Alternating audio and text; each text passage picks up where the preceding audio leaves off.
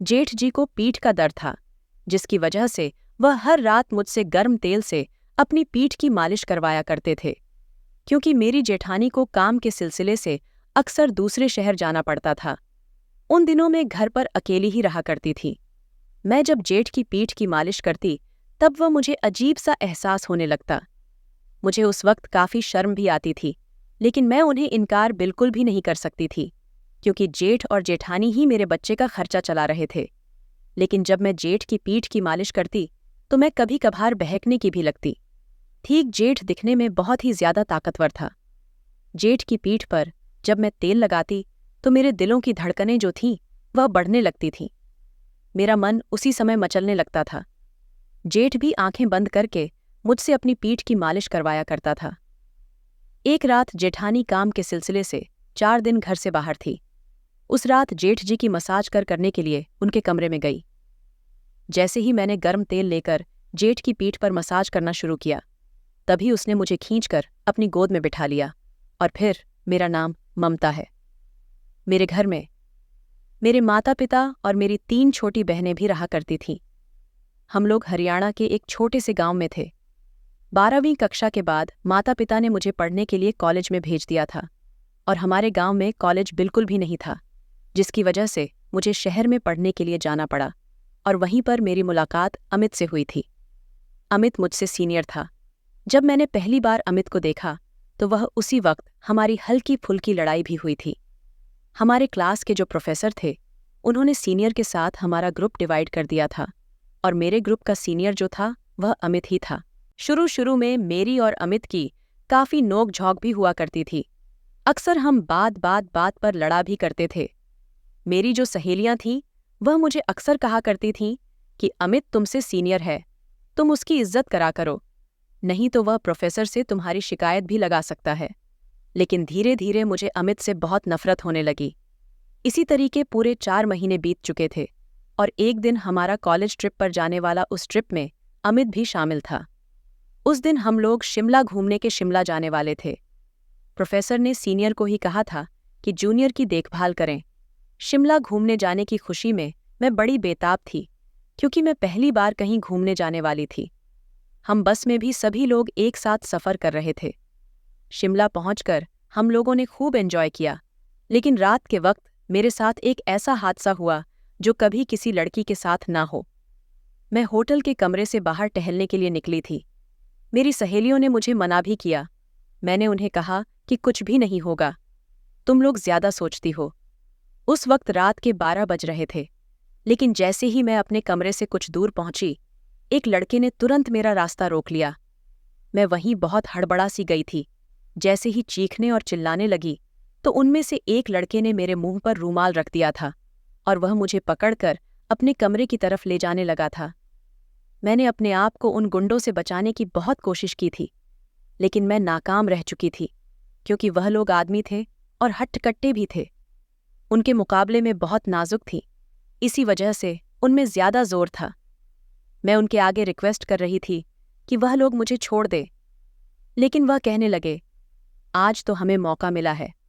और जैसे ही वह मुझे अपने कमरे तक ले गए, तो पीछे से तुरंत एक भारी भरकम आवाज आई थी, जो कह रहा था कि उस लड़की को छोड़ दो। जब मैंने बड़ी मुश्किल से पीछे घूमकर देखा, तो वहां पर अमित खड़ा था।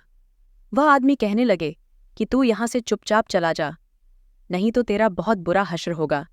लेकिन अमित बार बार जिद करने लगा कि वह लड़की को बिना लिए बिल्कुल भी नहीं जाएगा।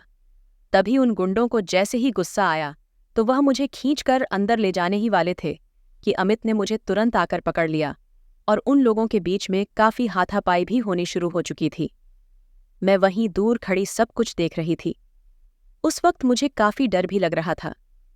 मैंने तभी मौका पाकर वहां से तुरंत भागी और अमित के दोस्तों को बुलाने लगी। अमित के दोस्त जैसे ही गाए, तो वह डर के मारे वहां से भागने लगे थे। इसी बीच में अमित को काफ़ी चोट भी लग चुकी थी। मैं उसे देखकर काफ़ी रो रही थी। तभी वह मेरे करीब आया और मुझसे पूछने भी लगा कि ममता, तुम ठीक हो ना? मैं तुरंत उसके गले जा लगी। अगर आज अमित यहाँ पर ना मौजूद होता, तो शायद वह लोग मेरे साथ कुछ भी कर सकते थे। तब मैं अपने माता पिता को क्या कहती? उस वक्त मेरी हालत काफ़ी ज़्यादा खराब भी हो चुकी थी। मुझे काफी डर भी लग रहा था। अमित मेरी पीठ को थपथपाकर कहने लगा कि ममता, सब कुछ ठीक हो गया है, तुम ज्यादा चिंता मत करो। उस दिन के बाद से मुझे अमित से हमदर्दी होने लगी थी। अमित मुझे अच्छा लगने लगा था। अमित ने भी यह बात अपने प्रोफेसर को बिल्कुल भी नहीं बताई थी, क्योंकि वह अच्छे से जानता था इसमें मेरी ही गलती थी। मुझे ही रात के उस वक्त कमरे से बाहर बिल्कुल भी नहीं निकलना चाहिए, क्योंकि सब स्टूडेंट को बता दिया गया था कि वह अपने कमरे से बाहर ना निकले। उसके बाद मुझे अमित से प्यार होने लगा। मेरे दिल में जो अमित के लिए वह नफरत थी, मेरे दिल में जो नफरत थी, वह धीरे धीरे अब खत्म होती जा रही थी। मैं अक्सर पढ़ाई के बहाने भी उसे छूने की कोशिश किया करती थी, और उससे भी मेरे इरादे अच्छे से समझ में आ चुके थे। इसी वजह से वह मुझे कुछ भी नहीं कहता था, हल्की सी स्माइल दे दिया करता। इसी तरह पूरा 1 साल बीत चुका था, लेकिन इन 1 साल में मैंने अभी तक अमित से अपनी मोहब्बत का जिक्र बिल्कुल भी नहीं किया था, और ना ही अमित ने। पर एक दिन मुझे अमित के दोस्तों से यह खबर मिली कि अमित की शादी होने वाली है। ये खबर सुनते ही तो मैं पूरे तरीके से टूट चुकी थी। मुझे उस वक्त बहुत तेज गुस्सा आ रहा था, क्योंकि अमित को अच्छे से पता था कि मैं उसे चाहती हूँ। ये बात तो उसे अच्छे से समझ में आती थी, लेकिन उसने फिर भी मुझसे कोई बात नहीं की। तो फिर वह यह सब कैसे कर सकता है? मैं गुस्से के मारे लाल पीली हो चुकी थी। मैं तुरंत अमित के पास दौड़ती गई। मैंने तुरंत अमित से कहा कि मुझे तुमसे कुछ बात करनी है। लेकिन उस वक्त वह थोड़े नखरे से दिखाने लगा, कहने लगा कि अभी मैं तुमसे कुछ बात नहीं कर सकता हूँ। मैंने तभी उसका हाथ पकड़ा और कहा कि मैं तुमसे प्यार करती हूँ और तुम किसी और से शादी करने वाले हो। यह सुनकर वह कहने लगा कि भला तुम मुझसे कब से प्यार करती हो? मैं तो तुमसे बिल्कुल भी प्यार नहीं करता, मैं तो किसी और से शादी करने वाला हूँ। अमित के मुंह से यह खबर सुनकर मैं पूरे तरीके से टूट चुकी थी।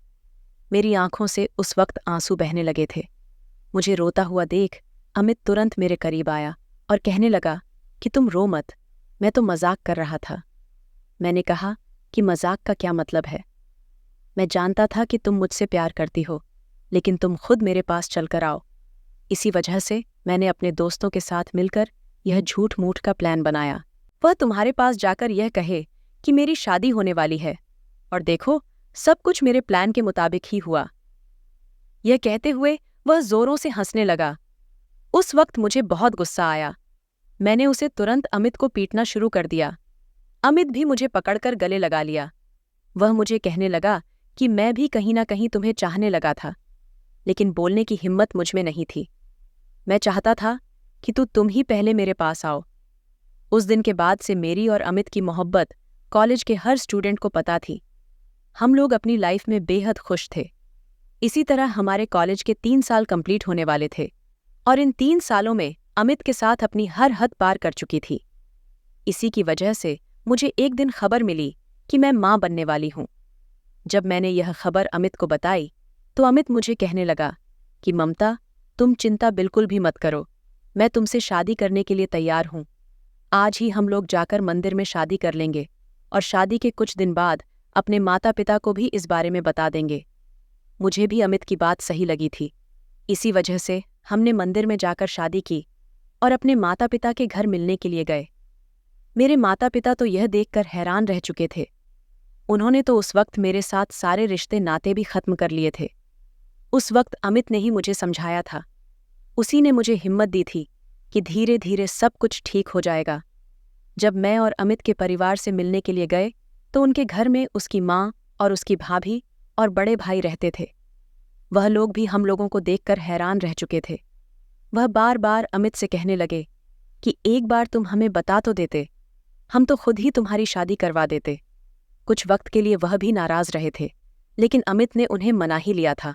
उसके बाद मैं और अमित वापस को जा चुके थे। हमारा कॉलेज का आखिरी दिन चल रहा था। उसके बाद अमित ने नौकरी के लिए कुछ कंपनी में अप्लाई भी किया था, जिसकी वजह से उसे दूसरे शहर रहना पड़ता था। मैं भी अमित के साथ वहीं रहने लगी थी। मैं अपनी लाइफ में बेहद खुश थी। अमित मेरा बड़ा ही ख्याल रखता और मुझसे बहुत ही मोहब्बत करता था। धीरे धीरे मेरे प्रेगनेंसी को भी पूरा 9 महीना बीत चुका था और मैंने एक प्यारे से बेटे को जन्म दिया। बच्चे की खुशी में मेरे माता पिता ने भी मुझे माफ कर दिया था। अब वह भी खुशी खुशी हम लोगों के साथ मिलजुल कर रहने लगे थे। इन दिनों मेरी सास भी बेहद खुश थी। उसे भी दादी बनने की खुशी मिली थी। अमित ने मुझे बताया भी था कि भाई भाभी 4 साल से शादी हो चुकी है, लेकिन इन 4 सालों में उन्होंने कभी भी माँ को दादी बनने का सुख नहीं दिया, जिसकी वजह से माँ थोड़ी उनसे खफा खफा रहती है। लेकिन आखिर बात क्या है, यह आज तक हम लोगों को बिल्कुल भी मालूम नहीं। वह हमें अक्सर यही कहते हैं कि उन्हें और वक्त चाहिए। अभी बच्चा लेने को मुझे भी उस वक्त यह बात थोड़ी अजीब सी लगी थी, लेकिन मैंने सोचा कि मुझे इन सब में नहीं जाना चाहिए। लेकिन मैंने ज्यादा गौर नहीं किया। मेरी सास तो उन दिनों मुझे अपने साथ घर वापस ले चुकी थी। वह कहने लगी कि वह भी पोते के साथ अपनी जिंदगी बिताना चाहती है, इसी वजह से मैं उनके साथ वहीं रहूं। मेरे पति ने भी इस बात पर हामी भरी थी। उसके बाद मैं और मेरे पति वापस ससुराल आ चुके थे। अब मैं अपने ससुराल में शिफ्ट हो चुकी थी। अब अक्सर मेरे पति को काम की वजह से दूसरे शहर 2-3 दिन के लिए रहना पड़ता था।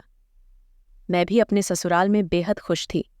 मेरी सास मेरा बड़ा ही ख्याल रखती थी और साथ ही साथ मेरी जेठानी भी। मेरी सास तो सारा दिन मेरी बेटे के साथ खेलती, उसे वक्त देती। यह देकर मुझे काफी खुशी होती।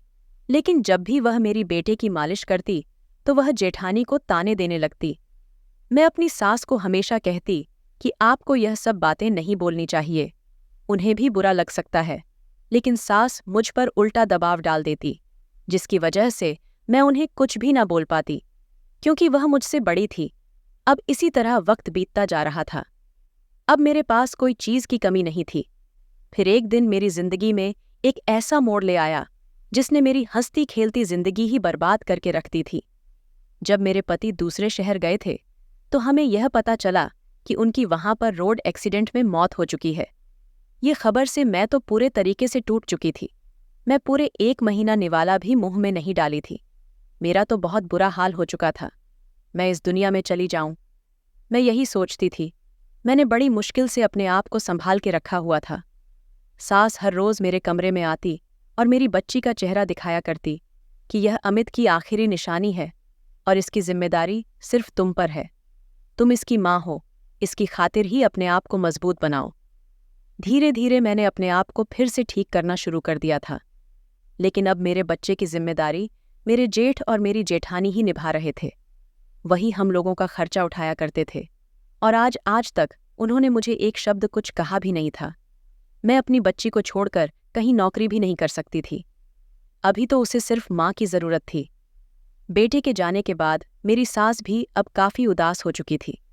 वह अब ज्यादातर गांव चली जाया करती या तीर्थ यात्रा पर।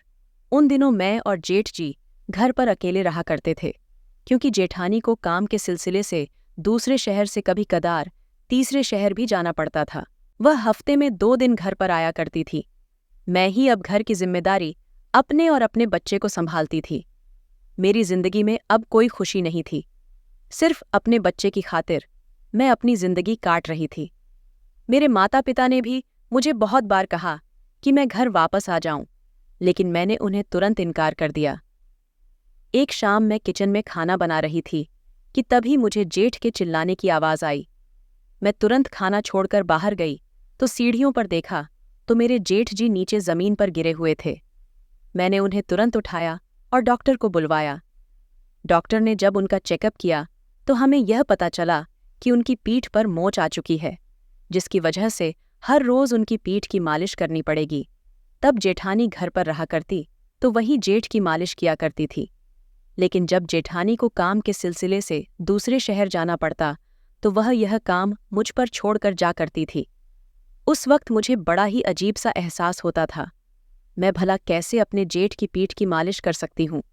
लेकिन यह बात मैं उन्हें बिल्कुल भी बोल नहीं सकती थी, क्योंकि मुझ में हिम्मत नहीं थी बोलने की, क्योंकि मेरा और मेरे बच्चे का खर्चा जेठ और जेठानी ही तो चला रहे थे।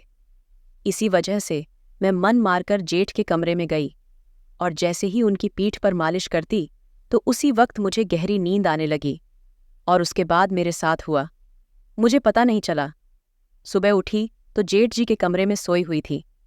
मैं उठी और नाश्ता बनाने चली गई। नाश्ता बनाकर जब मैंने जेठ को खाने के लिए दिया तब वह टेबल पर बैठकर वो मुझे अलग निगाहों से देख रहे थे, जैसे मानो वह मुझसे कुछ कहना चाहते हो। आज मुझे उनका अंदाज पहले के मुकाबले कुछ अलग सा लग रहा था।